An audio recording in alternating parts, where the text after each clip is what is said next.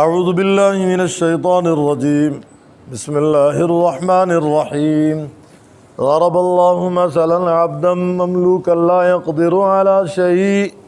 بیان کی اللہ تعالیٰ نے مثال غلام مملوک کی، عبد مملوک کی، نہیں قادر اوپر کسی چیز کے، ومن رزقناہ، اور وہ جس کو ہم نے رزق دیا، منا اپنی طرف سے، رزقا حسنا، رزق اچھا، فهو ينفق منه سرا وجہرا، پس وہ خرچ کرتا اپنی طرف سے پوشیدہ اور علانیہ۔ هل یستوون، کیا برابر ہیں وہ؟ الحمدللہ، تمام تعریفیں واسطے اللہ تعالیٰ کے، بل اکثرهم لا يعلمون، بلکہ اکثر ان کے نہیں جانتے۔ وضرب اللہ، اور بیان کی اللہ تعالیٰ نے مثلا مثال، رجلین، دو آدمیوں کی، احدہما ابکم، ایک ان میں سے گونگا ہے، لا يقدر علی شیء، نہیں قدرت رکھتا اوپر کسی چیز کے، وہو کل علی مولا، اور وہ بوجھ ہے اوپر اپنے آقا کے، اینما یوجہ، جس طرح بھیجے اس کو، لا یأتی بخیر، نہیں آتا ساتھ بھلائی کے۔ هل یستوی ہو، کیا برابر ہے وہ؟ ومن یأمر بالعدل، اور وہ جو حکم کرتا ہے ساتھ عدل کے، وہو علی صراط مستقیم، اور وہ اوپر سیدھی راہ کے ہے۔ وَلِلَّهِ غیب السماوات والارض، اور واسطے اللہ تعالیٰ کے ہے غیب آسمانوں کا اور زمین کا۔ وما امر الساعۃ الا کلمح البصر، نہیں معاملہ قیامت کا مگر مانند آنکھ جھپکنے کے، او هو اقرب، یا اس سے بھی زیادہ نزدیک۔ ان اللہ علی کل شیء قدیر، بے شک اللہ تعالیٰ اوپر ہر چیز کے قادر ہے۔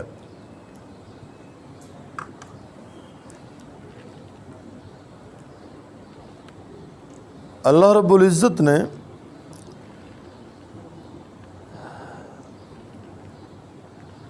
اپنی ذات کا تعارف اپنے کلام کے ذریعے، اپنے حبیب کے ذریعے کروایا، مختلف مثالوں سے بات کو آسان اور عام فہم کر کے پیش کیا، تاکہ سطحی ذہن کے لوگ بھی آسانی سے بات سمجھ سکیں۔ گزشتہ سبق میں ایک مثال تھی کہ جس طرح غلاموں کو کوئی برداشت نہیں کرتا اپنے ساتھ برابر کا شریک، اپنی جائیداد میں، اپنے مکان میں، اپنی سواری میں، اپنے اثاثے میں، بیائی نہیں، اسی طرح اللہ تعالیٰ بھی اپنی مخلوق کو اپنے ساتھ شریک برداشت نہیں کرتے۔ بڑے سے بڑے گناہ کو اللہ تعالیٰ معاف فرما دیں گے، لیکن شرک کو معاف نہیں کریں گے۔ ہاں، مشرک شرک سے توبہ کر لے وہ الگ بات ہے۔ ان اللہ لا یغفر ان یشرک بہ ویغفر ما دون ذلک لمن یشاء۔ آج کی زیر سبق آیات میں اللہ تعالیٰ نے دو مثالیں پیش کی ہیں۔ فرمایا بیان کی اللہ تعالیٰ نے مثال عبد مملوک کی، یعنی غلام ہے جو خود مختار نہیں ہے، کسی کی ملکیت میں ہے، اور وہ قدرت نہیں رکھتا، اختیار نہیں رکھتا اپنی مرضی سے قدم بڑھائے، کوئی سفر کر سکے، کوئی چیز خرید سکے، کوئی بیچ سکے۔ وَمَن رَزَقْنَاهُ مِنَّا رِزْقًا حَسَنًا، اور ایک وہ ہے جس کو ہم نے اپنی طرف سے رزق دیا ہے، رزق حسن، مال میں فراوانی دی ہے۔ فَهُوَ يُنْفِقُ مِنْهُ سِرًّا وَجَهْرًا، اور یہ اپنے مال میں تصرف کا اختیار رکھتا ہے، جتنا چاہتا ہے، جیسے چاہتا ہے وہ خرچ کر لیتا ہے، پوشیدہ بھی خرچ کرتا ہے، علانیہ بھی خرچ کرتا ہے، اور اس سے کوئی پوچھنے والا نہیں ہے۔ وہ کسی کو تھوڑا دے، وہ زیادہ دے، وہ رات کے وقت دے، وہ دن کے وقت دے، وہ مالک ہے۔ فرمایا یہ دونوں برابر نہیں ہیں، یعنی ایک آقا ہے، ایک اس کا غلام ہے۔ غلام آقا کی ملکیت میں ہے، وہ مجبور ہے، وہ کسی چیز کا مالک نہیں ہے، آقا کے بغیر اجازت کے وہ سفر نہیں کر سکتا، کوئی چیز خرید نہیں سکتا، کوئی چیز بیچ نہیں سکتا، اور ایک اپنے اختیارات رکھتا ہے، مکان کا مالک ہے، کسی کھیت کا مالک ہے، کسی پلاٹ کا مالک ہے، کسی فیکٹری کا مالک ہے، بازار میں کسی دکان کا مالک ہے، کسی مشینری کا مالک ہے، اور اسی طرح کسی گاڑی کا مالک ہے، جب چاہے جس وقت چاہے فروخت کر دیں۔ فرمایا یہ دونوں برابر نہیں ہیں، جس طرح یہ دونوں برابر نہیں، خالق مخلوق بھی دونوں برابر نہیں ہے۔ اور یہاں لفظ عبد لائے، عبد مملوکہ، عبد بننا کہتے ہیں یہ بڑی بات ہے۔ جس سے اللہ تعالیٰ عبدیت نصیب فرما دیں۔ عبد کا لفظی معنی تو یہی ہے کہ بندہ، اور عبد کہتے اسی کو ہیں جس کا اللہ تعالیٰ سے رابطہ مضبوط ہو۔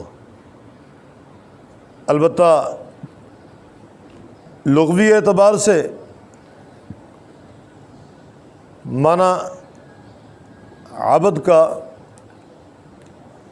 بندہ کریں گے، اصطلاح میں اللہ کی بندگی کرنے والا، اللہ کا قرب حاصل کرنے والا، اور اس کو مجازی طور پہ غلام کے معنی میں بھی لیا گیا، چونکہ بندہ بھی اللہ تبارک تعالیٰ کے احکامات کا پابند ہوتا ہے، اس لیے غلام پہ بھی لفظ عبد بولا گیا، وہ بھی اپنے آقا کے حکم کا پابند ہے۔ ہم بھی تو اللہ تعالیٰ کے احکام کے پابند ہیں نا، اپنی مرضی سے نہ کھا سکتے ہیں، نہ پی سکتے ہیں، نہ دیکھ سکتے ہیں، نہ آ سکتے ہیں، نہ جا سکتے ہیں۔ جہاں جہاں شریعت اجازت دیتی ہے وہاں ہم نے جانا ہے، وہ کھانا ہے، وہ پینا ہے، وہ دیکھنا ہے، وہ سننا ہے۔ ہمارے لیے بھی باؤنڈری کی لائن ہے، ایک فصیل ہے، ایک دیوار ہے، اس سے ہم آگے نہیں تجاوز کر سکتے۔ کریں گے تو ہمیں مسرف کہا جائے گا، مفسد کہا جائے گا۔ جس طرح بندہ اللہ تعالیٰ کے حکم کا پابند ہے، غلام بھی اپنے آقا کے حکم کا پابند ہے۔ اور ایک لفظ رسالت قرآن کریم میں عبد اوپر اللہ تعالیٰ سے تعلق میں مضبوط، رسالت مخلوق میں تعلق سے مضبوط۔ اللہ کے پیغمبر کو گویا دونوں تعلق حاصل ہوتے ہیں، اوپر سے تعلق کی مضبوطی کا عالم کہ اوپر سے احکام آ رہے ہیں، نیچے تعلق کی مضبوطی کا معاملہ یہ کہ اوپر سے احکام آگے منتقل کیے جا رہے ہیں۔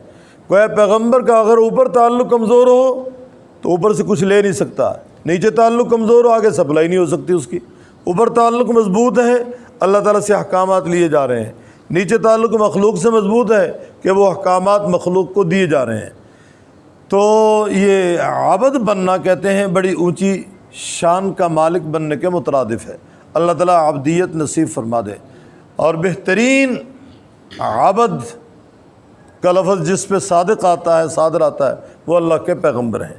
اللہ رب العزت نے آپ صلی اللہ علیہ وسلم کو لفظ عبد سے گویا کہ یاد کیا، سبحان الذی اسریٰ بعبدہ تبارک الذی نزل الفرقان علی عبدہ وانہ لما قام عبد اللہ۔ قرآن پاک نے جگہ جگہ لفظ عبد سے امام الانبیاء صلی اللہ علیہ وسلم کا تذکرہ فرمایا کہ عبد ہونا بڑی شان کی بات ہے، بڑے وقار کی بات ہے۔ اور یار لوگ ہمارے بدتی وہ کہتے ہیں نہیں جی عبد کہنا توہین، اگر توہین ہوتی تو پھر اللہ رب العزت آپ صلی اللہ علیہ وسلم کو عبداللہ نہ کہتے ہیں، آپ صلی اللہ علیہ وسلم کو لفظ عبد سے یاد نہ کرتے۔ تو رب تعالیٰ نے ایک مثال تو یہ پیش کی کہ عبد مملوک قدرت نہیں رکھتا کسی چیز پہ، اور وہ جس کو ہم نے رزق دیا رزق حسن وہ خرچ کرتا ہے اپنی طرف سے پوشیدہ اور علانیہ۔ فرمایا کیا دونوں برابر ہیں؟ قطعاً نہیں، تمام تعریفیں اللہ تعالیٰ کے لیے، بلکہ اکثر ان کے لا یعلمون نہیں جانتے۔ دوسری مثال وضرب اللہ مثلا الرجلین، بیان کی اللہ تعالیٰ نے مثال دو آدمیوں کی، ایک ان میں سے اب کم گونگا ہے، وہ نہیں قدرت رکھتا اوپر کسی چیز کے، اور وہ اپنے آقا کے لیے بوجھ ہے۔ بوجھ اس لیے کہ وہ نہ صحیح سن پاتا ہے نہ صحیح کہہ پاتا ہے، سننے کی طاقت بھی نہیں ہے، تکلم کی سکت بھی نہیں ہے۔ اور حقیقت ہے جو آدمی بہرا ہوتا ہے وہ گونگا بھی ہوتا ہے، جو بہرا ہوتا ہے وہ گونگا بھی ہوتا ہے۔ کبھی بھی ایسا نہیں ہوگا کہ آدمی گونگا ہو اور بہرا نہ ہو، جو بہرا ہوگا وہ گونگا بھی ہوگا۔ اور اصل میں مین جو پرابلم ہے وہ کانوں کی سماعت کی ہے۔ کانوں سے چونکہ خود نہیں سن رہا تو اس کے تصور میں یہی ہے کہ میری بات اگلا بھی نہیں سن رہا، تو وہ اشاروں کے لیے مجبور ہو جاتا ہے کہ اشاروں سے اپنی بات کو سمجھا سکے۔ وہ کہتا ہے چونکہ میں نہیں سن رہا لہذا یہ بھی نہیں سن رہے، حالانکہ زبان تکلم کر سکتی ہے، لیکن اس وقت وہ قوت ارادی کھو بیٹھتا ہے کہ میں اپنی زبان سے کسی کو کوئی بات سمجھا سکوں۔ تو رب تعالیٰ فرماتے ہیں یہ گونگا جو ہے اپنے آقا کے لیے ایک بوجھ ہے، اگر آقا اسے کسی طرف کام بھیجتا ہے وہ خیر سے واپس نہیں آتا۔ وَهُوَ كَلٌّ عَلَىٰ مَوْلَىٰ أَيْنَمَا يُوَجِّهُ لَا يَأْتِ بِخَيْرٍ، جس طرف بھی بھیجے اس کو نہیں آتا ساتھ بھلائی کے۔ هَلْ يَسْتَوِي هُوَ، کیا برابر ہے وہ اور وہ جو حکم کرتا ہے عدل کا اور وہ جو حکم کرتا ہے عدل کا، فرمایا یہ دونوں برابر نہیں ہیں، وہ اعلیٰ صراط مستقیم، اور وہ جو عدل کا حکم کرنے والا وہ سیدھی راہ پہ چلنے والا ہے۔ فرمایا جس طرح یہ دونوں برابر نہیں، خالق مخلوق دونوں برابر نہیں ہیں۔ وَلِلَّهِ غیب السماوات والارض، اللہ تعالیٰ کے لیے غیب زمین و آسمان کا، زمین و آسمان کی ہر وہ چیز جو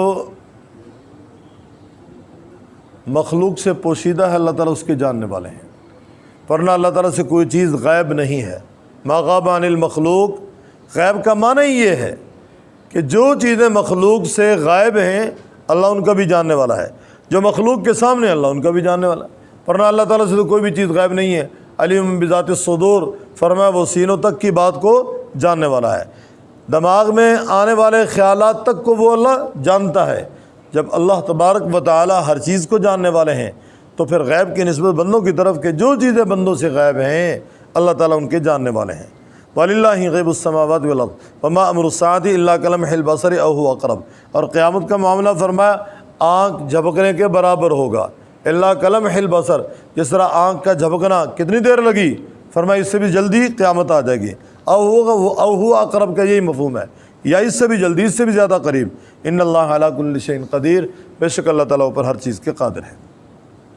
ضرب اللہ، بیان کیا اللہ تعالیٰ نے مثلا مثال عبدا مملوکا، غلام مملوک کے، لا یقدر علی شیء، نہیں قدرت رکھتا اوپر کسی چیز کے، ومن رزقناہ منا رزقا حسنا، اور وہ جس کو ہم نے رزق دیا اپنی طرف سے رزق حسن، فهو ينفق منه سرا وجہرا، وہ خرچ کرتا ہے اس سے پوشیدہ اور علانیہ۔ هل یستوون، کیا برابر ہیں وہ؟ الحمدللہ، تمام تعریفیں واسطے اللہ تعالیٰ کے، بل اکثرهم لا يعلمون، بلکہ اکثر ان کے نہیں جانتے۔ وضرب اللہ، اور بیان کیا اللہ تعالیٰ نے مثلا مثال رجلین، دو آدمیوں کی، احدہما، ایک ان میں سے اب کم گونگا ہے، لا یقدر علی شیء، نہیں قادر اوپر کسی چیز کے، وکل علی مولا، اور وہ بوجھ ہے اوپر اپنے آقا کے، اینما یوجہ لا یأتی بخیر، جس طرح بھیجیں نہیں آتا ساتھ بھلائی کے۔ حل یستوی ہو، کیا برابر ہے وہ؟ ومن یأمر بالعدل، اور وہ جو حکم کرتا ہے ساتھ عدل کے، وهو علی صراط مستقیم، اور وہ اوپر سیدھی راہ کے ہے۔ وَلِلَّهِ غیب السماوات والارض، اور واسطے اللہ تعالیٰ کے ہے غیب آسمانوں کا اور زمین کا۔ وما امر الساعة، اور نہیں معاملہ قیامت کا، الا کلمح البصر، مگر مانند آنکھ جھپکنے کے، او هو اقرب، یا اس سے بھی زیادہ نزدیک، بے شک اللہ تعالیٰ اوپر ہر چیز کے قادر ہے۔